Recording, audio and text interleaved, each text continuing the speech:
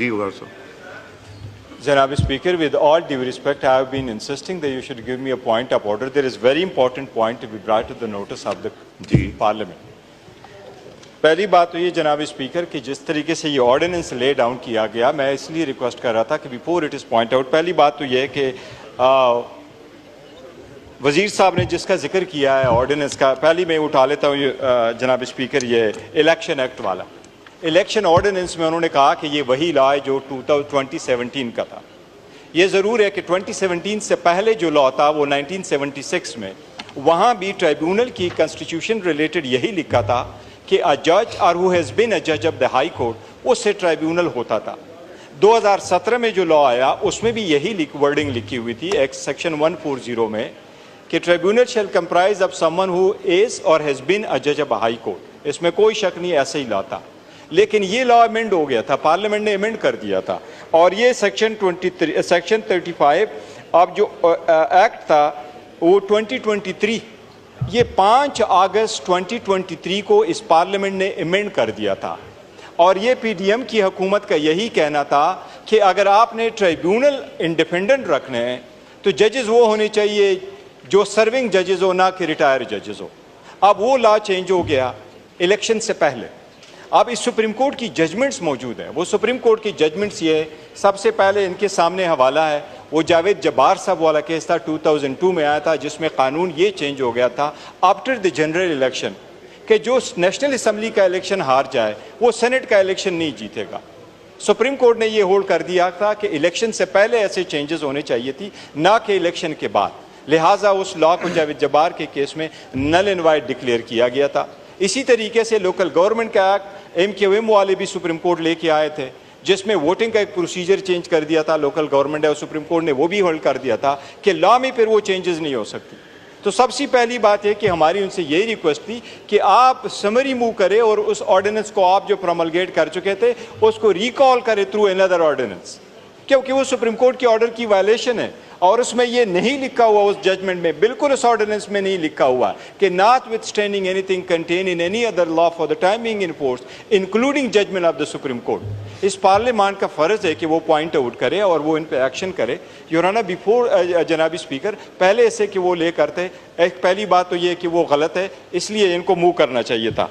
अब जब दोबारा एक और इन्होंने अभी ऑर्डिनेंस मूव कर दिया, इलेक्शन ऑर्डिनेंस आपके सामने, ये क्यों कर मूव कर रहे हैं इस पार्लियामेंट में? पार्लियामेंट में आप करते कानून और यून के मुताबिक आप चले।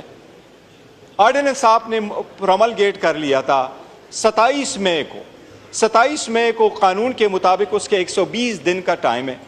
120 दिन, ये आर्टिकल पढ़ ले योराना, ये तो इन आर्टिकल्स की वायलेशन है इटसेल्फ, ये तो आईन नहीं कह रहा। ये आर्टिकल की पढ़ ले जनाबी स्पीकर, अगर आपकी इजाजत हो मैं आपको आईन पढ़ लेता हूँ। ये देखें ना आप, ये गैर आईनी तौर पे रख लेते हैं। इनका मतलब ये है कि एक मैसेज चला जाए कि पार्लियामान की बेकिंग है इस लॉ को। इसकी कोई पार्लियामान की बेकिंग नहीं है, ये सुप्रीम कोर्ट की जजमेंट की वायलेशन है, 2 जजमेंट्स की।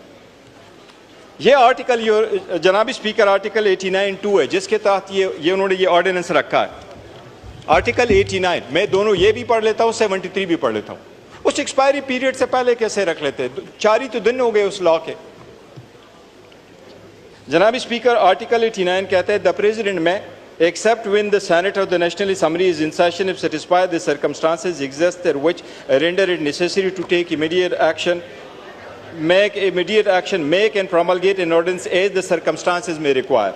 Now 2 में लिखा है an ordinance promulgated under this article shall have the same force and effect as an act of a parliament and shall be subject to the restriction as power of the parliament to make law, but every such ordinance shall, number 1, A, shall be laid before the National Assembly if it contains provision dealing with any of the matters specified in clause 2 of Article 73.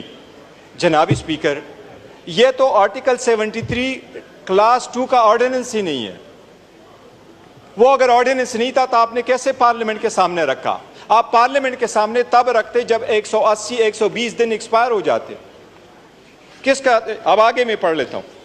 And shall stay and repeal at the expiry of 120 days from its promulgation, or if before the expiry of that period a resolution disapproving it is approved by the assembly upon the passing of this resolution. अगर assembly 120 दिन से पहले resolution pass करे वो law खत्म हो जाएगा. Otherwise आपने अगर promulgate करना है वो तो इस दिनों के बाद आपने करना है, जब दिन पूरे हो जाएंगे आपने उसको extension देनी है. आगे प्रोवाइजो लिखा है, provided that the National Assembly may by resolution extend for a further period of 120 days and it extends the repeal at the expiry of that period. अब अगर वो 120 दिन का एक्सपायरी पीरियड नहीं था तो ये पार्लियामेंट में लेके आ जाते और कर देते. आप बताएं, हमें एजुकेट करें, इनलाइट करें, केस के रखने की क्या जवाब है? ये गैर इन्हीं नहीं था, ये आर्टिकल की वायलेशन नहीं है, ये क्या आर्टिकल 73(2) का है? जी